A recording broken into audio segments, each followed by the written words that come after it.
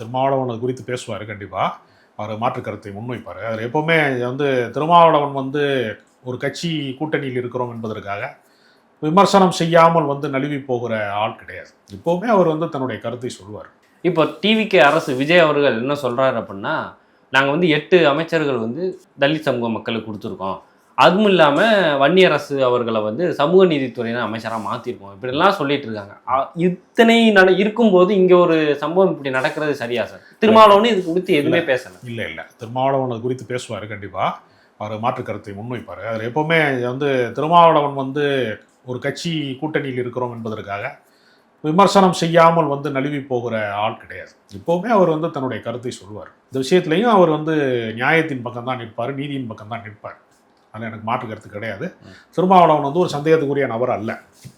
அவர் கொள்கை சார்ந்த அரசியலில் தான் அவர் பேசுவார். இப்போ இந்த மாதிரியான ஒரு சமூக சிக்கல்கள் வருவதற்கும் ஆட்சி அதிகாரத்துக்கும் சம்பந்தம் இருக்கா அப்படின்னா, எந்த கட்சி ஆட்சிக்கு வந்தாலும் இந்த பிரச்சனை இருக்கு. அப்போ இது ஆட்சியின் தவறா? நீங்கள் ஒரு 8 பேரை நாங்கள் வந்து அமைச்சராக்கிட்டோம் அல்லது எம்எல்ஏ ஆக்கிட்டோம் அப்படின்னா அந்த அந்த சமூகத்துக்கான எல்லா விடுதலையும் சாத்தியப்படுமா? ஒரு தனிநபரை நீங்கள் வந்து அதிகாரத்தின் உச்சியில் வச்சு பார்க்கும்போது, அதிகாரத்தில் வச்சு பார்க்கும்போது, வன்னியரசு சமூக நீதித்துறை அமைச்சராக வந்ததுனாலேயே எல்லாருக்குமான சமூக நீதி வந்துடும் சொல்ல முடியாது. அந்த மாற்றம் களத்தில் கிரவுண்டில் வேலை செய்யணும். அமைச்சராக இருக்கிறதுங்கிறது சில உத்தரவுகளை போட முடியும், ஒரு காவல்துறையை கூப்பிட்டு கேட்க முடியும். அப்படி ஒரு அவருடைய அதிகார எல்லை என்பது ஒட்டுமொத்த மக்களையும் வந்து தன் பக்கம் திருப்ப முடியாது. ஏன்னா எல்லாருமே சட்டத்துக்கு வந்து கட்டுப்படக்கூடியவர்கள் என்று நடைமுறையில் வந்து சொல்ல முடியல. சட்டம் சொல்வதை எல்லாரும் கேட்குறான்னு முடியல. எத்தனையோ சட்டத்துக்கு மீறி வாழ்க்கையை நடக்கிறான். எஃப்ஐஆர் கூட போட முடியாத சூழல் வந்து பல முறை வருகிறது. அதனால் இது ஒரு சமூக சிக்கல். சாதியற்ற சமூகத்தை அல்லது சாதி வந்து ஒரு தீமை என்று சொல்லக்கூடிய ஒரு மனோபாவத்தை நம்ம உருவாக்க தவறிவிட்டோம் தான் நம்ம பார்க்கணும். அதனால் இது மாதிரியான போக்கை சில பேர் அமைச்சராக்கிட்டேன் என்று சொல்வதன் மூலமாக இதுக்கு தீர்வு வராது.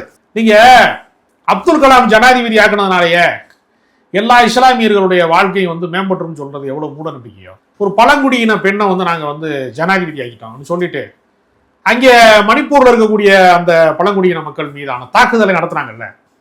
அப்போ ஒரு தனிநபர் வளர்ச்சினால ஒரு சமூக வளர்ச்சி வருமா?